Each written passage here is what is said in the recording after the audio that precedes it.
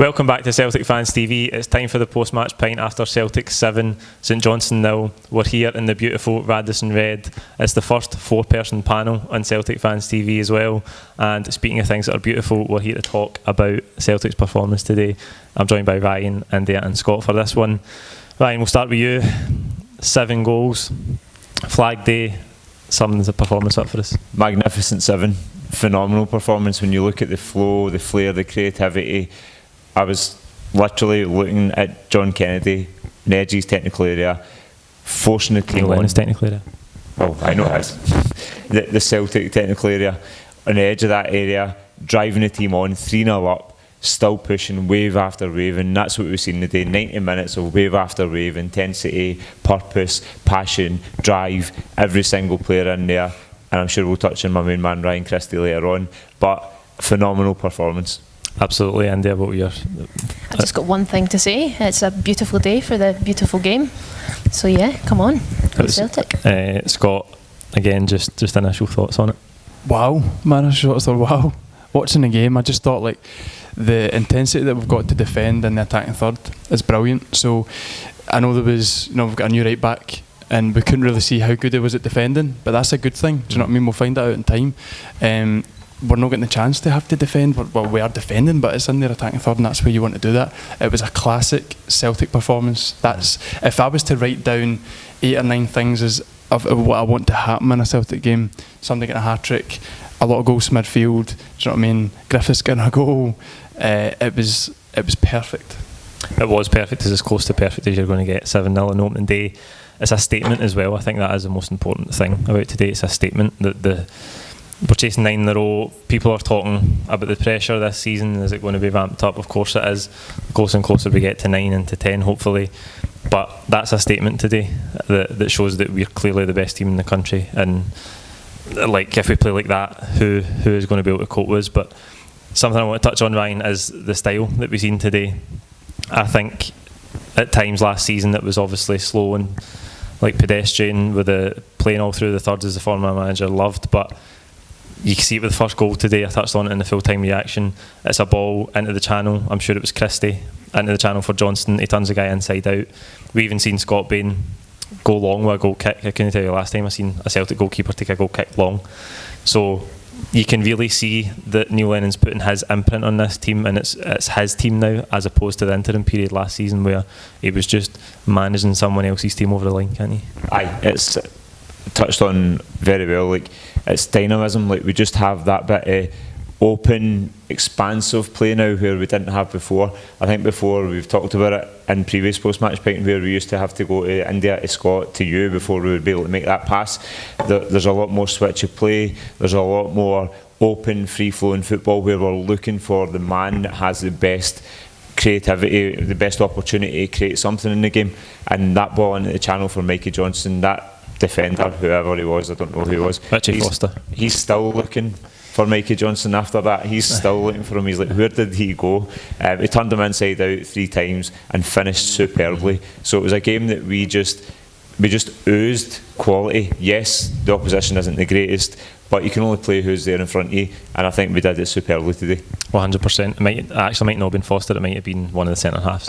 And what about Mikey Johnson's performance? He was very good for 60 minutes during the week, but we've seen again today just how much talent he's got, didn't we? Oh, he's unbelievable, honestly, just so fast paced, just fresh as well, which I think's absolutely fantastic. Love to see him just go about and turning people inside out. What a guy. I'd really, I think I said this to you earlier, I'd really like to see Mikey Johnson, Ryan Christie and James Forrest at it, just to see, like, running, to see who's the fastest, because they are all just absolutely rapid. Absolutely, aye. Scott, Mikey Johnson's performance today. Unbelievable. What a boy he is. I mean, he doesn't do anything massively complicated, but with the ball at his feet is so close to him, he's so quick. And he's so relaxed as well, do you know the thing as well? It just seems like that's where he wants to be. He doesn't seem like a young player, doesn't seem like an inexperienced player. He seems like the guy who's saying, this is my position, and he's delivering for the team and set us up for an amazing win. Absolutely, and I think you can see now that position is his. I've said it in a few of the starting 11 predictions so far that I fancy that's his position, and when Neil Lennon is going to start in that formation with Christie and the 10 and Forrest out wide and somebody on the left hand side, that someone is going to be Mikey Johnston with Edward up top. It's time for the Ryan Christie part of the show. This is becoming a weekly phenomenon. Ryan Christie's a weekly phenomenon, sometimes twice a week now. I mean, a hat-trick today. The top goal scorer straight out of the blocks. We've only played maybe 3 or 4 competitive matches. How good was he today? I'm glad you're coming to me first. Ryan Christie was unplayable today, absolutely unplayable. When you look at the man, he's like hitting the ram running. He is literally defending. He's creating things in the final third. If he gets half a yard, quarter a yard, a tenth of a yard outside the 18-yard box, he's putting it in the top corner. The wee man is absolutely on fire.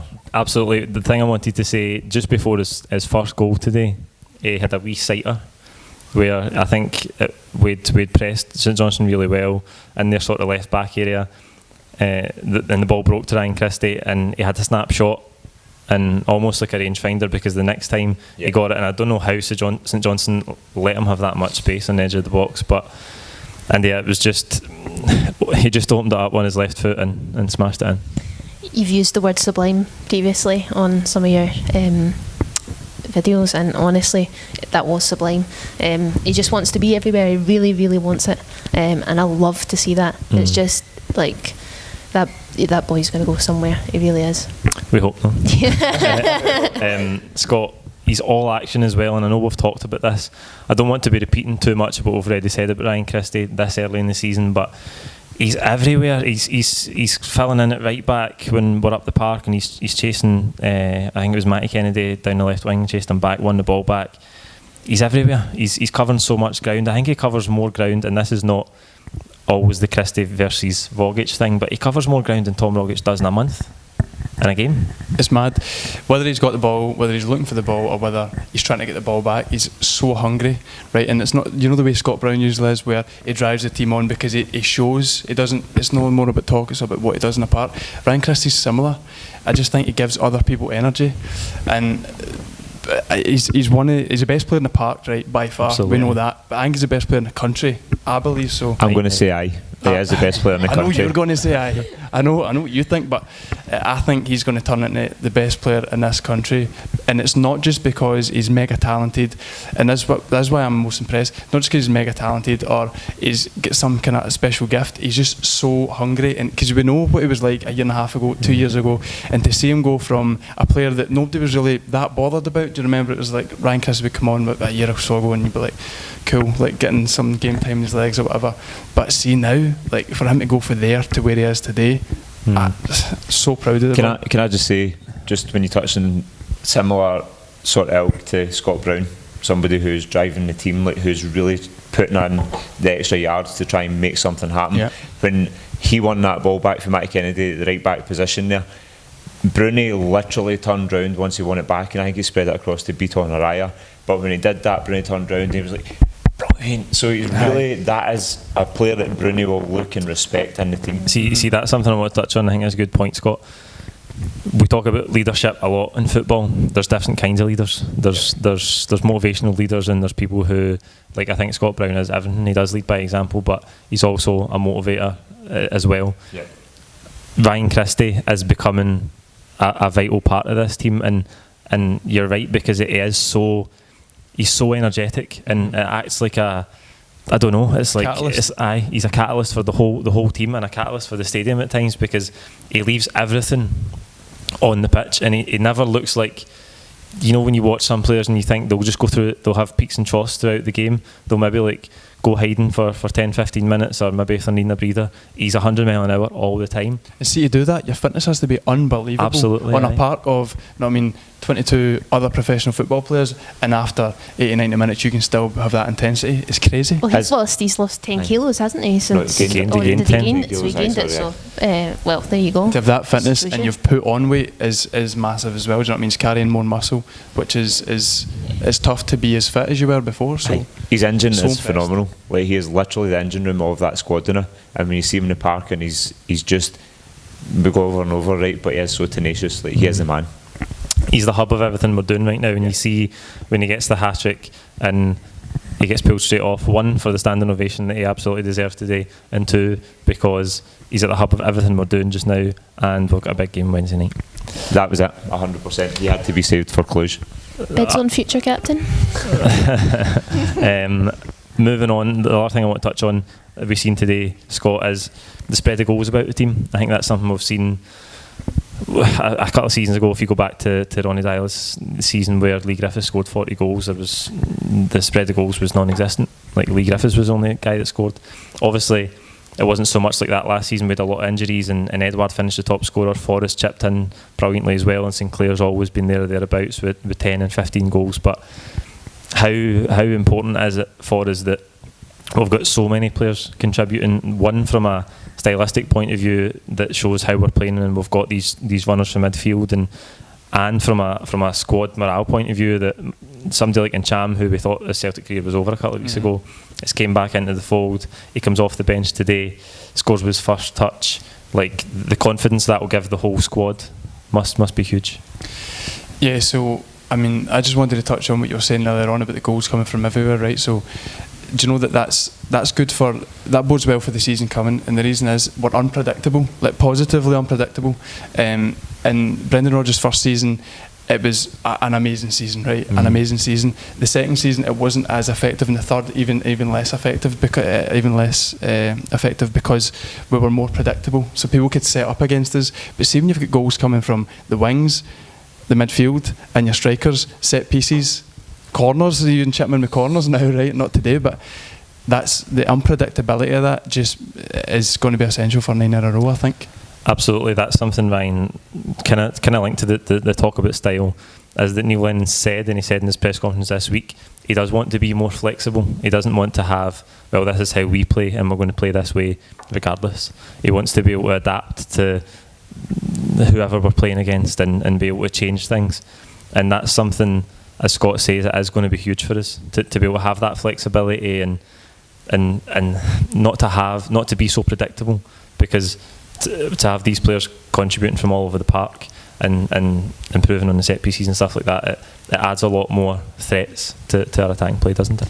It does 100%, and on the cusp of a third qualifier for the Champions League group stages, when we were looking to get into that sort of stage of European competition, that sort of unpredictability has to be the biggest part of our game plan. It has to be something that we can change it up. I think we found a lot under the last manager that we were found wanting sometimes because we didn't change it up enough, and we tried to play. We had some really heavy defeats in Europe under the previous manager because too expansive. Too expansive. We didn't change it up enough. It was so predictable. The second and third season become more and more boring to watch. We sat last year at Rosenborg and whatever, and we watched a team that we could have probably fell asleep under because there was so many passes and it was very laboured, whereas now it looks like Neil Lennon's got a plan, a purpose, and he wants to change and implement a game plan against each team that's going to make it more beneficial for us and create the results that we're looking for. Talking about the goals, and 77 goals Celtic scored in the league campaign last season. You would think playing like that we're going to score a lot more than 77 this season, aren't we?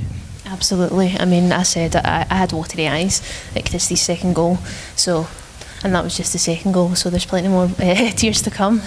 But yeah, playing like that, I'm certainly not going to be bored, for one, and I'm going to be on the edge of my seat.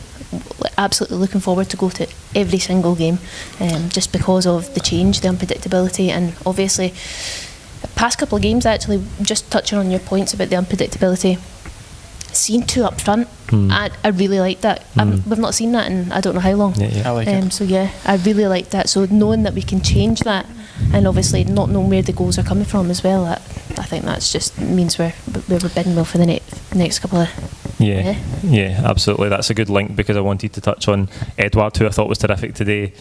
And I like to single out when we're playing so well and we're having these big victories. I like to single out the players who are working hard and maybe not getting the goal return. He did eventually get his goal today. I thought he was fantastic. Do you think? Obviously, we've seen Griffiths come on as well. Sorry, there was two up front. That's what I was wanting to talk about. We've seen Griffiths eventually come on, and he set up Edward. So, do you think? Obviously, we want to see two up top, but at the start of the season there was probably a bit of uncertainty about whether Edouard and Griffiths were a good combination. Do you think we can see today, certainly at home and in the Scottish Premiership, that there's definitely a partnership to be struck up there? I think so. I mean, Griffiths set Edward up for his goal. I think there's definitely a partnership to be had. They need to work on it though, that's the thing. You can do it in training, but I think on the park you've really got to work at it. It's not something that's going to click instantly, but I think we're going to see a much better Lee Griffiths this year than we've actually saw before, and that is wild speculation, right? But I just think if you can come from what he's just been through, he's a better man, right? For having to come through that at such a hard time. I guarantee he's going to be a better football player. Number one, the club stuck by him. I think he knows that I think he wants to play for Celtic 10 times more than he did in the past, because we've stuck by him. I think we're going to see a better Lee Griffiths, so I don't really want to see him losing out in game time because Edward's the main man and kind of earned it last year.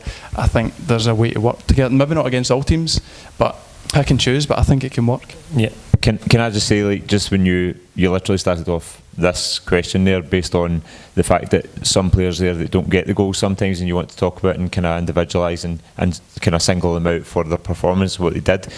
Just before half time, Edouard mesmerised about 7 St Johnstone defenders. They did not know where the ball was for in no time. They did not have a clue where that ball was, and when it hit the side net, I was gutted for the big man. Like, he literally bamboozled everyone in the St Johnstone defence, and that's what he has in his box. He has that in the kit. He can pull that out at any time, and Edouard likes coming for deep to take players on. He likes to have the ball at his feet and run, and Griff is the man who can be a poacher and get goals all game long. So I would like to see that a wee bit more of a partnership maybe develop there. And I think we will see it. I think we will see it a lot more often as the season goes on. Just on his touches there, he's got the best first touch in the country. Ryan Christie's the best player in the country right now, but Ellison Edouard's first touch, there was one in the second half where I think Xander Clark has like sclaffed a clearance up into the sky, and he absolutely killed it. 77 league goals, Ryan. We're going to score more than that. That's one of the lowest tallies. Last season's goal tally in the league is one of the lowest tallies of the 8 successive league titles.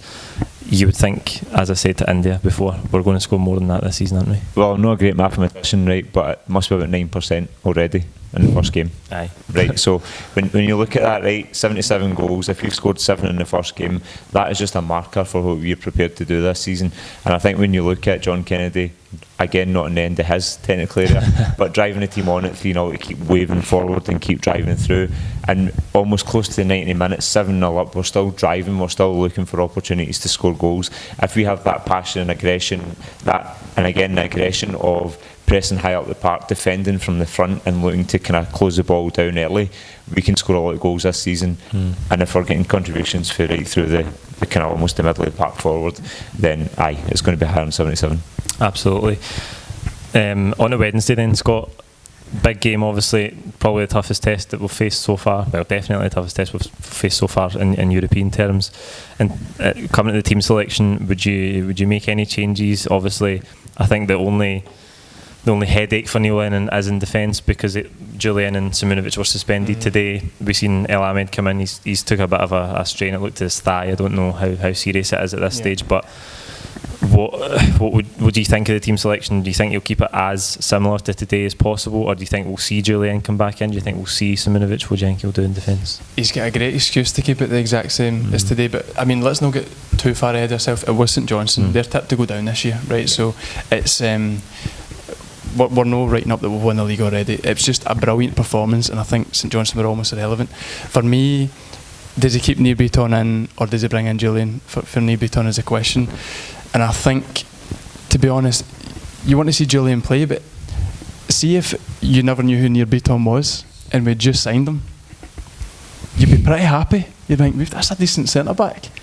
And I know that he's not had a huge deal of defending to do, so it's kind of maybe more spraying the ball out for the back, but he's so relaxed. He knows all the players in the team. But we've got a £7 million centre-back there that's wanting game time. I think he'll probably put Julian in. I think he probably will. I watched a bit of Cluj the other night. It seems like 80% of their goals this season, they've only I think they've played 3 league games, obviously a few qualifiers. It seems like 80% of their goals have come from set pieces, corners particularly. So do you think it's important to have some sort of partnership, established partnership, and like chemistry between the centre half pairing that Julian and Ajer don't have because they've never played together? I think it is important. I think when you look at the centre half partnership, Julian and Ajer are the two that haven't played at centre half together. And I think when you come up to the higher levels, which we are now progressing to in European competition, you start to get caught out if you don't have a solid established centre-back relationship. And it is such a pivotal role within the team that you have to have some knowledge of the guy that's standing beside you, because sometimes you will be dragged out of position, or sometimes you'll need to be in the right place at the right time so that you can dig your partner out of a hole. When that comes, I don't think Ajer and Julian will necessarily have that. So I think that would be the only reason why we wouldn't see Julian slot back into the team. I think Beaton has done relatively well for us, but I think it would be nice to have Julian in the team as a 7 million centre half, but I think it's maybe just a game too soon. I want to see Julian, I do. I think I touched on it before, I want to see him and Ajer as soon as possible, because I think that's going to be the partnership. It will obviously depend, as I touched on before, right back, is El Ahmed going to be fit? Who are we going to, like, because if he's not fit, you would think it'll be Ajer, and then they can shuffle into a 3 if needs be when we've got the ball and stuff like that, as we've seen before in the games, because it's clearly he doesn't trust Valston, particularly at this level in Europe. Thinking about the game on Wednesday then, India, it is a tougher opposition away in Romania on Wednesday night in the first leg.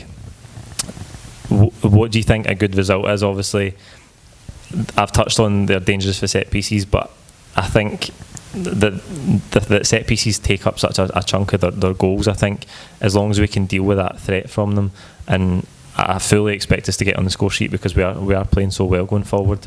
What do you think a good result would be to take into the second leg back at Celtic Park?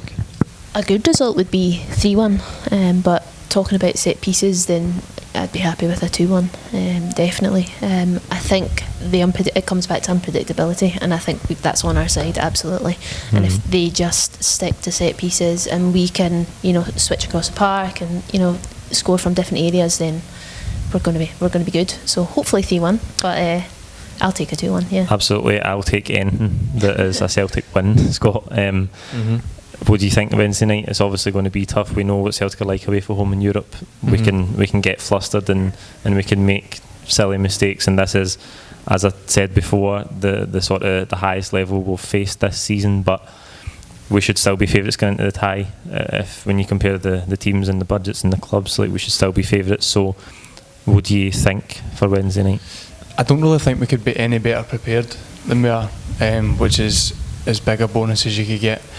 I think we don't have any major injuries or suspensions. I think it's almost as good as it's going to get for coming up against Cluj. But I'm not saying that I'm not arrogant about how I don't think we could get a 4-5-0. We're not going to get a 7-0. I just see a 1 or 2-0. I'd be over the moon. If we've got a 1 or 2 goal lead, I'd be over them. And as I say, we're not amazing away from home. I think it's anything. Just bring anything back to Parkhead. Absolutely, Ryan. I think any even a score draw is not the end of the world at all. To bring them back to Celtic Park and in the form that we're in, you would definitely fancy us. You're going to fancy us, and again, we do need to score over there. We will score over there. I think we'll definitely score over there. I think we've got a couple in us over there. I think unforced errors again are going to become more kind of vital to the result of the game. We saw a couple of unforced errors at Non-Calyu where the team broke through. They weren't a great side. They didn't punish us. Teams will progressively punish you with those unforced errors. We can't do that away from home. We have to keep it tight. We have to score a couple of goals. We have to at least, like you said, get a score draw, and we can definitely do the business back at Celtic Park this season. Yeah, I think we're reaching to get into the group stages, to be a group stage team after having not qualified last season. That's where we want to be, but I think we're reaching for it. That would be a really good achievement for us. But at the end of the day, Scott, if we can't beat Cluj in the third qualifying round, then we don't merit being in the group stages. No, absolutely not. You've got to earn it. You've got to earn it, and we could have another debate about should we have to play 4 or 8 games essentially to get into the Champions League. Could have a whole episode about that. Crazy. It's mad. Hopefully it will change. I mean, some of the other Scottish teams are doing well. Maybe that will boost the coefficient. I mean, as what it is. Absolutely. That's it for this week. You know what to do. Like the video, comment your own thoughts below. don't forget to subscribe if you haven't already. We'll be back on Monday with the starting 11 prediction for the Cluj game and then the reaction from that game on Wednesday night. Thank you for watching, and we'll see you next week.